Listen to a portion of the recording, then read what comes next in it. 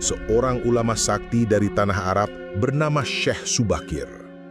Ia bukan sembarang pendakwah, ia penakluk jin, pengendali angin, dan pencari ilmu sejati.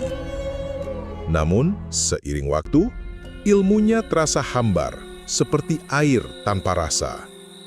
Di tanah yang diselimuti misteri, di tanah Jawa inilah, Syekh Subakir membawa misi suci menyebarkan agama Islam sambil membawa segenggam ilmu dan secercah pertanyaan yang tak kunjung terjawab. Namun, siapa sangka, jawaban atas pertanyaannya bukan ditemukan di negeri para nabi, melainkan di sebuah tanah yang jauh di timur, tanah Jawa. Di tanah Jawa ini, Syekh Subakir menemukan yang ia cari, sosok nyentrik berhati suci nan bijak, Kiai Semar, sang punakawan abadi, penjaga keseimbangan jagat. Di sana, tersembunyi di balik kabut gunung dan bayang-wayang, berdiri sosok tua berwajah jenaka, Kiai Semar, sang penjaga rahasia jagat. Kepada dialah, Syekh Subakir menundukkan kepala, bahkan kesaktian pun harus belajar merunduk untuk pertama kalinya berguru bukan kepada manusia biasa, tapi kepada titisan kebijaksanaan sejati.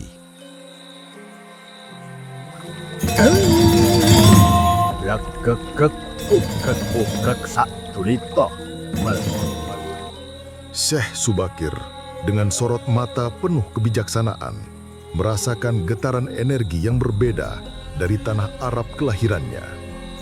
Ia menyadari misinya menyebarkan Islam di bumi Jawa ini masih butuh perjuangan keras, dan untuk generasi penerusnya, wali-wali penyebar agama Islam selanjutnya, dengan kerendahan hati, ia meminta nasihat kepada Kiai Semar agar bisa memahami jiwa dan raga tanah Jawa untuk diberitakan kepada wali-wali generasi penerusnya agar lebih arif dan bijaksana dalam berdakwah, sehingga sukses mengembangkan Islam di tanah Jawa Nusantara nantinya. Wahai Kiai Semar, hamba datang dari negeri yang jauh dari tanah Arab dengan membawa amanah suci. Namun hamba merasakan tanah Jawa ini memiliki kekuatan spiritual yang luar biasa yang belum pernah hamba temui sebelumnya. Hamba datang bukan untuk menaklukkan, melainkan untuk memahami, untuk menyelaraskan. Hamba ingin berguru, bukan dalam arti hamba tak memiliki ilmu, namun hamba ingin memahami kearifan yang telah bersemayam di bumi ini berabad-abad lamanya, agar ajaran yang hamba bawa dapat bersemi dengan harmonis di hati masyarakat Jawa. Sugeng rawuh Syekh Subakir. Kedatangan panjenengan aku harap membawa kebaikan dan kedamaian bagi tanah Jawa ini. Aku wis ngerti, mengetahui niat baik panjenengan. Tanah Jawa ini memang memiliki jalannya sendiri, laku spiritualnya sendiri. Aku, Semar, hanyalah pamomong penjaga titipan leluhur. Jika panjenengan berkenan, aku cerita sithik wae tentang kearifan Jawa, tentang spiritual Jawa kuno, agar benih-benih kebaikan yang panjenengan bawa dapat berlangsung baik dan damai di tanah yang subur ini. Monggo. Kiai Semar, dalam ajaran hamba, makrifat adalah mengenal Allah sedalam-dalamnya, hingga tiada lagi hijab antara hamba dan Sang Pencipta. Bagaimana konsep makrifat ini dipahami dalam kearifan Jawa kuno? Apakah ada kesamaan ataukah ia memiliki kekhasan tersendiri? Makrifat dalam pandangan Jawa adalah makrifat kuwi kasampurnan. Dan kasampurnan itu tahu, paham, dan sadar tentang eksistensi keutuhan. Ia adalah kesadaran penuh bahwa segala sesuatu adalah satu kesatuan, tak terpisahkan dari Sang Maha Ada. Ini bukan sekadar pengetahuan akal, melainkan pengalaman batin yang mendalam. Wong Jawa kuno meyakini untuk mencapai kasampurnan atau makrifat, seseorang harus mampu mengungkap selubung eksistensi diri, sadar diri, melepaskan segala ilusi tentang keakuan yang terpisah. Ia juga berarti berlatih meninggalkan dunia sebelum meninggal dunia, utawa mati sajroning urip, melepaskan keterikatan pada hal-hal duniawi dengan tidak melupakan duniawi, agar batin menjadi ringan dan jernih. Dan yang terpenting, adalah selalu mengaktualkan nama Gusti dalam setiap aktivitas hidup. Setiap tarikan dan hembusan napas, setiap langkah, setiap perbuatan adalah manifestasi dari kesadaran diri akan kehadirannya. Ini adalah penyelarasan antara mikrokosmos, diri manusia, dengan makrokosmos, alam semesta. Yang keduanya adalah cerminan dari Gusti Sang Maha Tunggal. Sungguh luar biasa dalam makna ini, Kiai. Hamba merasakan getaran kebenaran dalam setiap ucapan panjenengan. Lantas, bagaimana laku spiritual yang biasa ditempuh oleh para leluhur Jawa untuk mencapai tingkatan ma'rifat ini? Apakah ada praktik-praktik khusus yang dapat mendekatkan diri pada kesadaran tersebut? Laku spiritual untuk mencapai makrifat di Jawa kuno sangat beragam, Ada yang melalui tirakat, yaitu menahan diri dari keinginan duniawi seperti puasa mutih, puasa ngrowot, atau puasa pati geni.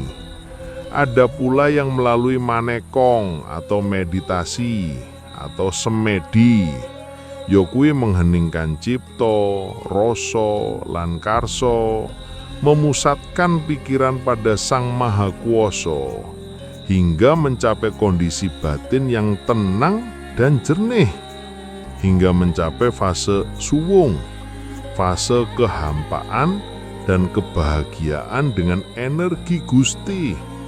Namun, yang terpenting dari semua laku itu adalah penyelarasan batin dengan eling lan waspada tur sadar diri. Artinya selalu ingat Gusti, menjaga diri lahir dan batin dari segala keburukan, dan menyadari bahwa manusia tidak punya daya apa-apa tanpa Gusti. Madhep mantep kersaning Gusti sing nguasani jagat cilik lan jagat gede. Pasrah sepenuhnya kepada kehendak ilahi. Makrifat bukanlah tujuan akhir, melainkan sebuah jalan, sebuah kesadaran yang terus-menerus diasah dalam setiap detik, setiap napas kehidupan. Dari makrifat, pembicaraan beralih ke inti spiritualitas Jawa yang dikenal sebagai kejawen. Sebuah tradisi yang seringkali disalahpahami, namun sesungguhnya menyimpan kekayaan nilai-nilai luhur yang relevan hingga kini. Kiai Semar, hamba sering mendengar tentang kejawen. Ada yang menyebutnya sebagai agama, ada pula yang menganggapnya sebagai kepercayaan atau budaya. Bisakah panjenengan menjelaskan lebih jauh tentang kejawen ini? Bagaimana ia memadukan kepercayaan lokal dengan ajaran-ajaran dari Hindu, Buddha, dan bahkan Islam? Syekh, kejawen bukanlah agama dalam pengertian sempit yang memiliki kitab suci dan syariat yang kaku. Ia lebih tepat disebut sebagai laku hidup, sebuah sistem kepercayaan yang mengakar pada pengalaman spiritual batin dan kearifan lokal. Kejawen adalah perpaduan harmonis dari berbagai unsur yang telah masuk ke tanah Jawa, seperti animisme, dinamisme, Hindu, Buddha, dan kemudian Islam.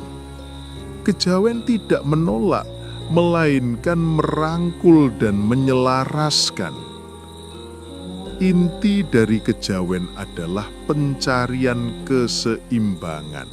Wong Jawa mengistilahkan dengan tunggak semi, yaitu pilar tengah yang menopang kehidupan.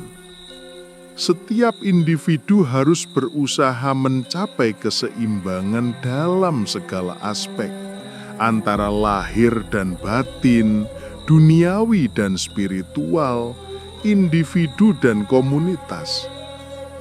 Kejawen juga sangat menjunjung tinggi keterhubungan segala sesuatu yang tercermin dalam konsep gotong royong. Segala sesuatu di alam semesta ini saling terkait, saling mempengaruhi. Oleh karena itu, wong Jawa menghormati alam, menghormati sesama, dan menghormati leluhur, karena mereka adalah bagian tak terpisahkan dari jaring siklus kehidupan ini. Dan yang tak kalah penting, Syekh, adalah refleksi diri, sadar diri. Kejawen mengajarkan untuk selalu mawas diri, introspeksi, dan memahami hakikat diri sejati. Ya kuwi ngelmu ilmu di atas makrifat, sadar diri. Contohnya udah banyak yang sudah makrifat sing wis dadi waliullah, jatuh hilang kewaliannya karena terlena dan tidak sadar diri. Sungguh luar biasa sekali, Kiai. Baru kali hamba mendengar ilmu di atas makom ma'rifat. Iya, Kiai. Hamba melihat bagaimana kejawen ini membentuk karakter dan pandangan hidup masyarakat Jawa. Ia mengajarkan toleransi, harmoni, kedamaian, dengan rasa saling memiliki. Bagaimana kejawen ini mampu bertahan dan terus relevan hingga saat ini, bahkan nanti di masa depannya, di tengah gempuran modernisasi dan berbagai paham baru.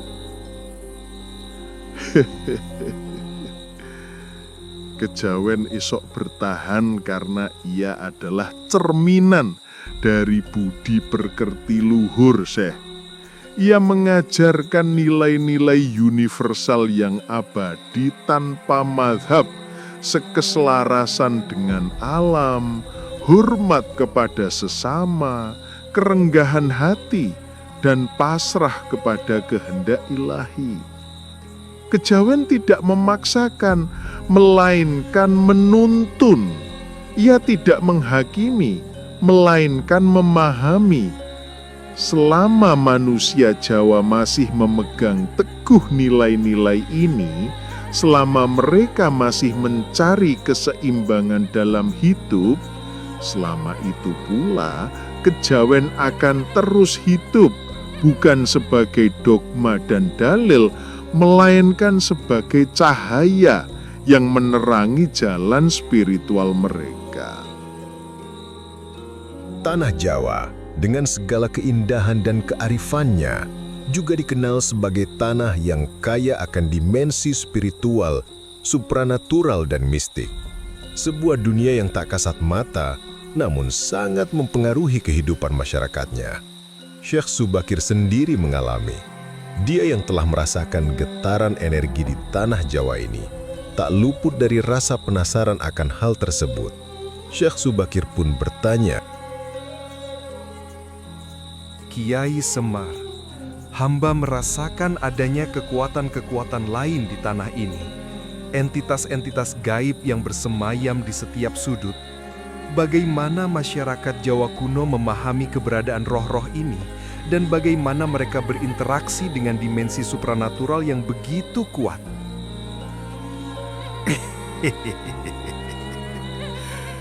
Syekh, dunia ini tidak hanya dihuni oleh yang kasat mata. Ada jagat lelembut, dunia para roh dan entitas goib, atau dunia para jin yang hidup berdampingan dengan kita.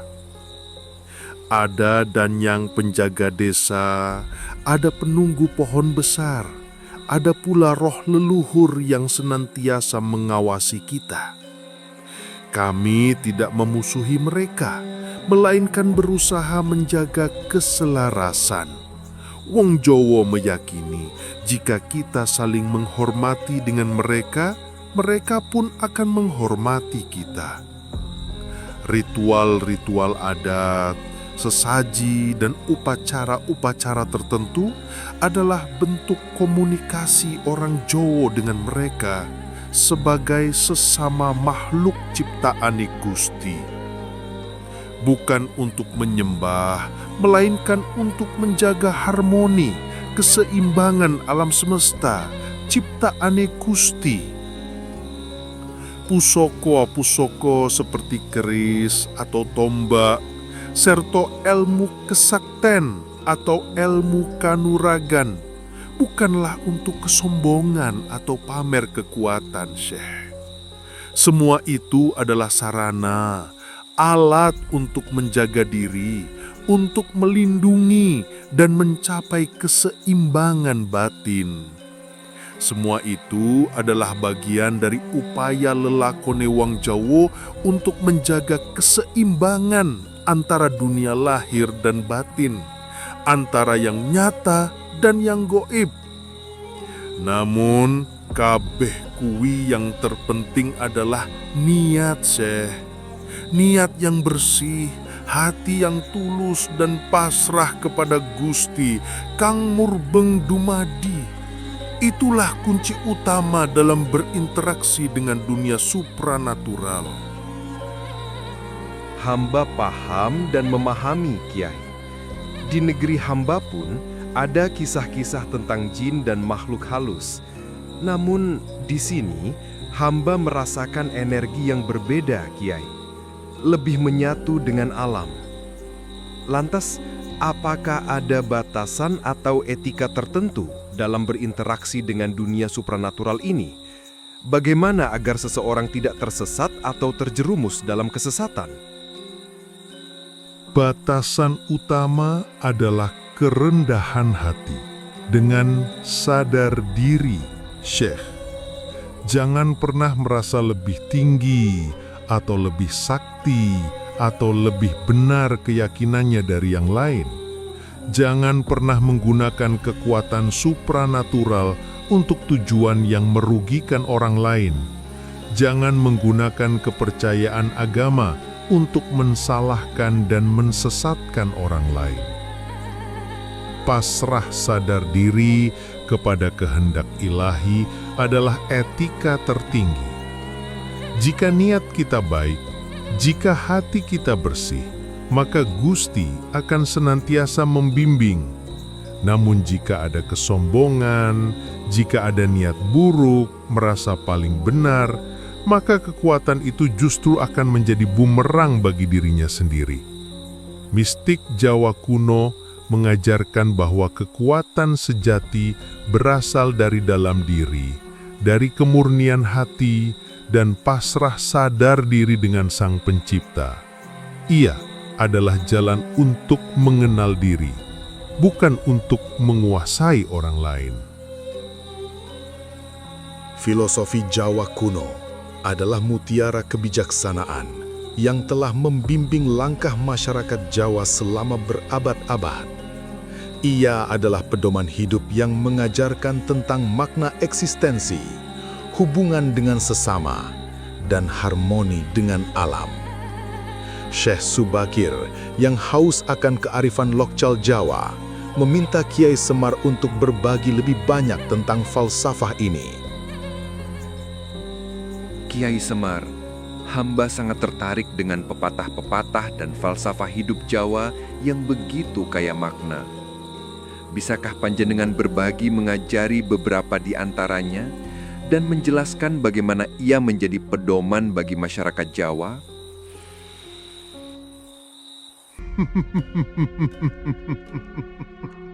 Tentu, Syekh. Monggo. Filosofi Jawa adalah cerminan dari laku urip, jalan kehidupan. Ia adalah nasihat dari leluhur untuk mencapai kebahagiaan dan keselarasan. Mari kita renungkan beberapa di antaranya. Urip iku urup, hidup itu nyala. Artinya, hidup ini harus memberi manfaat bagi orang lain di sekitar kita. Semakin besar manfaat yang bisa kita berikan, semakin terang pula nyala hidup kita. Ini adalah ajaran tentang altruisme dan kontribusi. Memayu hayuning bawana, mengusahakan keselamatan, kebahagiaan, dan kesejahteraan bagi alam semesta. Ini adalah panggilan untuk menjaga harmoni dengan lingkungan, memberantas angkara murka, keserakahan, dan ketamakan. Sebuah ajaran tentang tanggung jawab universal. Suro diro joyo jaya diningrat, lebur dening pangastuti. Segala sifat keras hati, picik, angkara murka hanya bisa dikalahkan dengan sikap bijak, lembut hati, dan sabar. Ini adalah filosofi tentang kekuatan kelembutan, bahwa kebaikan dan kesabaran akan selalu mengalahkan kejahatan. Natan serik lamun ketaman, datan susah lamun kelangan. Jangan gampang sakit hati manakala musibah menimpa diri. Jangan sedih manakala kehilangan sesuatu. Ini adalah filosofi tentang keikhlasan dan penerimaan, bahwa segala sesuatu adalah titipan dan kita harus siap melepaskannya dengan lapang dada. Ojo gumunan, ojo getunan, ojo kagetan, ojo aleman. Jangan mudah terheran-heran, jangan mudah menyesal, jangan mudah terkejut-kejut, jangan mudah kolokan atau manja. Ini adalah nasihat untuk menjaga ketenangan batin, tidak mudah terpengaruh oleh hal-hal di luar diri, dan memiliki kemandirian emosional. Ojo ketungkul marang kalungguhan, kadonyan, lan kemareman. Janganlah terobsesi atau terkungkung oleh keinginan untuk memperoleh kedudukan, kebendaan, dan kepuasan duniawi. Ini adalah peringatan untuk tidak terjerumus dalam nafsu duniawi dan selalu mengingat tujuan hidup yang lebih tinggi. Ojo kuminter mundak keblinger, ojo cidro mundak ciloko. Jangan merasa paling pandai agar tidak salah arah. Jangan suka berbuat curang agar tidak celaka. Ini adalah ajaran tentang kerendah hatian dan kejujuran, bahwa kesombongan dan kecurangan hanya akan membawa pada kehancuran. Ojo adigang, adigung, adiguno. Jangan sok kuasa, sok besar, sok sakti. Di atas langit masih ada langit.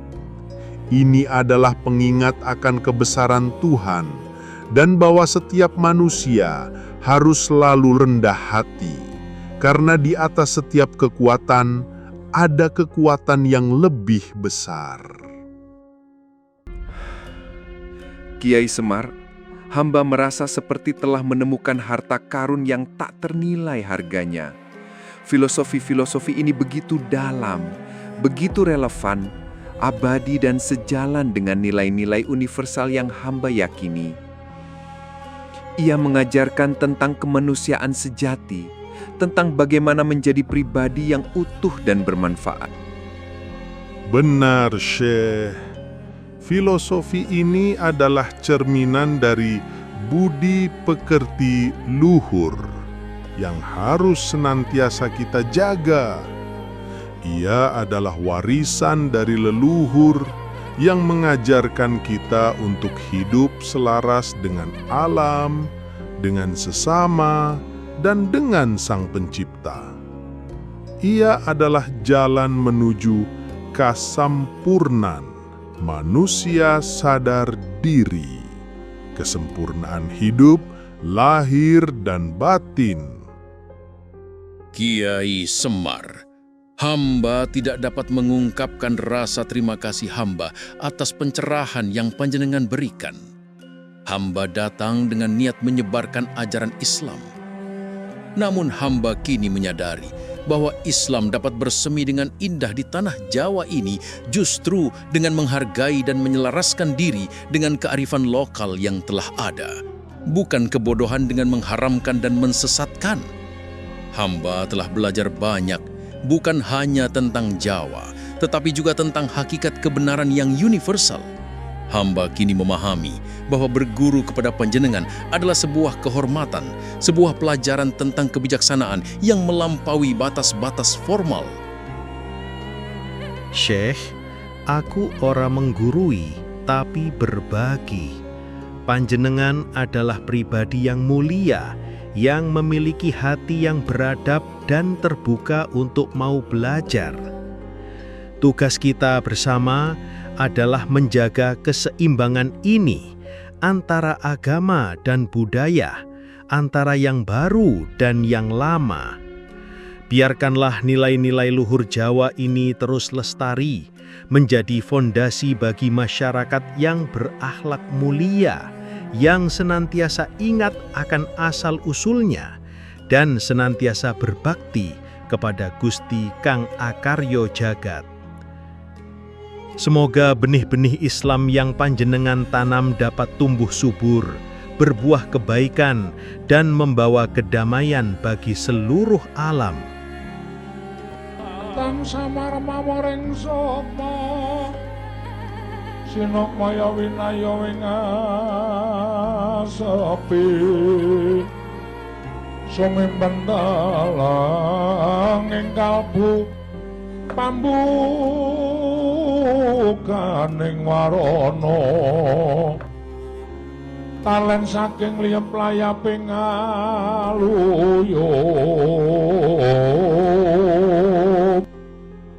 pindha pesating sumpena musuping rasa jati